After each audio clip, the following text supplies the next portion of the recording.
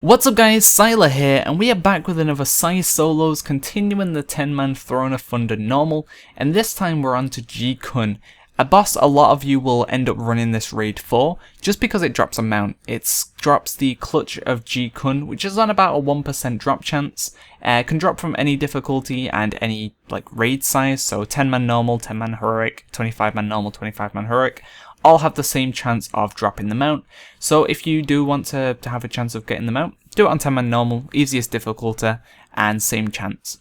You can also bonus roll if you have the tokens, so it's worth bringing some tokens with you if you do plan on trying for the mounts, as it will give you a little bit of an increased chance as well. So we pulled the boss, and we're going to jump down to this nest. Now you don't need to really worry about the nests. One reason we're going to ignore them is because, well, the boss does more damage if no one's in melee range, so you're going to take a good chunk of damage, so you want to get back up as quickly as possible.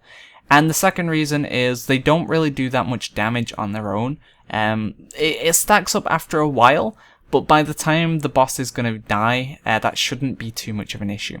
The reason we jump down to the first one is so we can pick up the feather, and then we can use the feather charges to collect the food. So every time you see the boss is going to do Feed Young, just fly above its head, collect the food, and you'll gain a damage increase buff. And that buff will basically give you increased damage for a portion of time. That's when you want to use your cooldowns and get as much damage out as possible, and basically go from there. Now the boss will do a stacking debuff from the claws.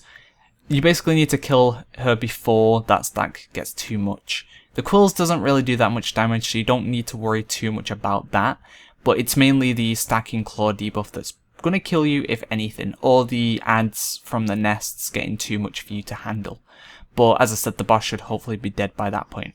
The other issue that you might face is when the boss does downdraft. If you don't have some kind of movement talent or teleport or something like that, you're going to get knocked off the edge. So here you see I pop into Ghost Wolf just to keep myself on the platform. But if you don't have something like that, then you'll probably need to get it just to keep yourself on. Because if you do get knocked off, no one's going to be melee range, and the boss is going to be crushing you while you can't do anything. You can't cast, you can't do anything for about 10 seconds. So that could be a huge risk in that sense. But overall, this fight shouldn't be too bad. I found it to be one of the easier in here, so you should too.